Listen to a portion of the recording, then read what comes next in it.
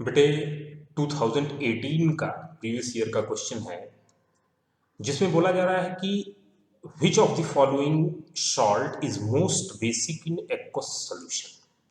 Means ये जो हमारा क्वेश्चन है ये सॉल्ट के वाटर में डिसॉल्व करने से है, तो सॉल्ट हाइड्रोलिसिस के से रिलेटेड हो सकता है। अच्छा, यहाँ पर थोड़ा सा मैं बेसिक्स बताते हुए इस क्वेश्चन को सॉल्व करूंगा। बेटा जो सॉल्ट का एक्वस सॉल्यूशन होता है वो एसिड और बेस के नेचर पर डिपेंड करता है। मीन्स अगर सपोज करो हम बात करें कि हमारा सॉल्ट स्ट्रॉन्ग एसिड और स्ट्रॉन्ग बेस का मिक्सचर है से सॉल्ट बन रहा है, तो स्ट्रॉन्ग एसिड स्ट्रॉन्ग बेस से अगर सॉल्ट बन रहा है तो स्ट्रॉन्ग एसिड स्ट्रॉन्ग बेस के सॉल्ट के जो आयंस होते हैं, जैसे मैं एक एग्जांपल ले लूं सोडियम क्लोराइड, तो इसमें सोडियम आयन स्ट्रॉन्ग बेस से आया और क्लोराइड आयन स्ट्रॉन्ग एसिड से आ गया। ठीक है, तो यहाँ पर हम इसको थोड़ा सा उल्टा करके लिख लें, कहीं बच्चे कंफ्यूज ना हो जाए एसिड और बेस में।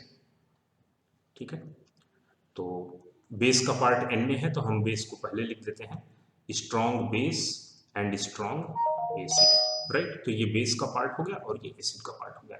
इन दोनों का बेटा क्या होगा, इन दोनों को जब वाटर में डिसॉल्व करेंगे तो यहाँ जो प्रोसेस होता है वो होता है हाइड्रेशन। हाइड्रेशन का मतलब हुआ कि वाटर मॉलिक्यूल इनको चारों तरफ से सराउंड कर लेगा, उनके बीच आयन डाइपोल इंटरेक्शन होगा, लेकिन यहाँ पर कोई भी वाटर का कोई भी ऑक्सीजन हाइड्रोजन बॉन्ड ब्रेक नहीं होता है। मींस नो हाइड्रोलिसिस, हाइड्रोलिसिस नहीं होगी। और ऐसे केस में जो हमारा सोल्यूशन होगा वो कैसा होगा, न्यूट्रल, उसके पीएच में कोई चेंज नहीं होगा। तो पीएच जो है वो वाटर का ही पीएच रहेगा, कितना रहेगा 7, राइट। इसके बाद अगर सपोज करो कि हमारा जो बेस एसिड है, बेस जो है वो स्ट्रांग है, स्ट्रांग बेस और वीक एसिड है। जैसे हमने एग्जांपल लिया था वीक एसिड का पार्ट हो गया ये एसिटिक एसिड और स्ट्रांग बेस का पार्ट हो गया सोडियम एसिटेट। ठीक, तो इस सिचुएशन में क्या होगा कि वीक एसिड का जो ये पार्ट है, इस वीक एसिड के पार्ट की हाइड्रोलिसिस होती है, हाइड्रोलिसिस। और जब इसकी हाइड्रोलिसिस होती है तो एसिटेट आयन वाटर के साथ कंबाइंड होगा, एसिटिक एसिड का फॉर्मेशन होगा और प्लस OH माइनस। तो इसका जो एक्वस सोल्यूशन होगा वो कैसा होगा बेटा, बेसिक। इनडायरेक्टली OH आयन का कंसंट्रेशन सोल्यूशन में इंक्रीज कर जाएगा, राइट।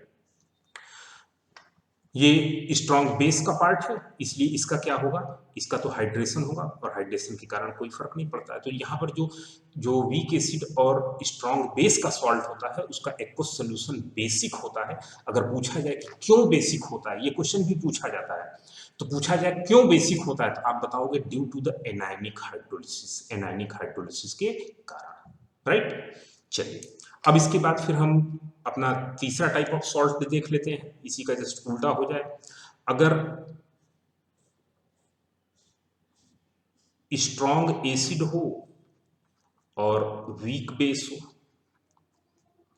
करस्पॉन्डिंग सॉल्ट जैसे अमोनियम क्लोराइड, ठीक है।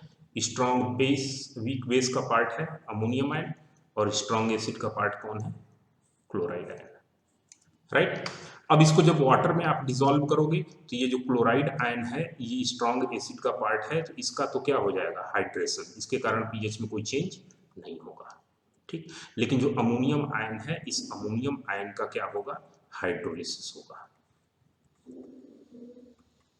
ठीक, अमोनियम आयन वाटर के साथ रिएक्ट करेगा H2O और ये ammonium hydroxide plus H plus. Aqueous solution कैसा होगा बेटा, एसिडिक नेचर का होगा। ठीक, और इसका एक्वस सोल्यूशन कैसा है, बेसिक नेचर का है। ठीक है। तो यहाँ से सिंपल सा एक कॉन्सेप्ट दिमाग में हमें बैठाना है कि अगर स्ट्रॉन्ग एसिड स्ट्रॉन्ग बेस का सॉल्ट है तो एक्वस सॉल्यूशन कैसा होगा, न्यूट्रल होगा। स्ट्रॉन्ग बेस वीक एसिड है तो एक्वस सॉल्यूशन कैसा होगा, बेसिक होगा। और पूछा जाए कि क्यों बेसिक होता है तो हम बोलेंगे due to the anionic hydrolysis, जो एसीटेट आयन है उसकी हाइड्रोलिसिस के कारण। स्ट्रॉन्ग एसिड वीक बेस का एक्वस सॉल्यूशन कैसा होगा, ऑब्वियस सी चीज है एसिडिक होगा। क्यों होगा, हम बोलेंगे due to the cationic hydrolysis, cationic hydrolysis के कारण। ठीक है बेटे, चलो अब हम बात कर लेते हैं अपने क्वेश्चन की। देखो क्वेश्चन में बोला जा रहा है कि इसमें से किस सॉल्ट का सॉल्यूशन मोस्ट बेसिक का मतलब जिसमें स्ट्रॉन्ग बेस हो। ठीक, पहला हमारा जो ऑप्शन है फेरिक क्लोराइड। फेरिक क्लोराइड में बेटा क्या है, फेरिक क्लोराइड में फेरिक हाइड्रोक्साइड हमारा बेस है जो कि वीक बेस होता है। और इसका रिएक्शन किससे कराया गया, HCl से। ये रिएक्ट करेगा और क्या बनेगा, ferric chloride plus 3 water. Balance equation कर देंगे तो यहाँ पर 3HCl ले लेंगे। ठीक है, तो ये स्ट्रॉन्ग एसिड है और ये क्या है, वीक बेस है। तो इसका एक्वस सॉल्यूशन कैसा होगा, एसिडिक होगा, बेसिक नहीं होगा बेटा। ठीक है, नेक्स्ट ऑप्शन हमारा क्या है, पोटेशियम एसिटेट। ये हमारा करेक्ट ऑप्शन है। पोटेशियम एसिटेट क्या है, एसिटिक एसिड जो कि वीक एसिड है, और पोटेशियम हाइड्रोक्साइड जो कि स्ट्रॉन्ग बेस है। स्ट्रॉन्ग बेस का हमारा जो सॉल्ट होगा वो कैसा होगा, बेसिक नेचर का होगा। तो सॉल्ट हमारा बन जाएगा पोटेशियम एसिटेट। ठीक, एक्वस सॉल्यूशन कैसा हो जाएगा, बेसिक होगा। ठीक, यहाँ एक्वस सॉल्यूशन कैसा होगा, एसिडिक होगा।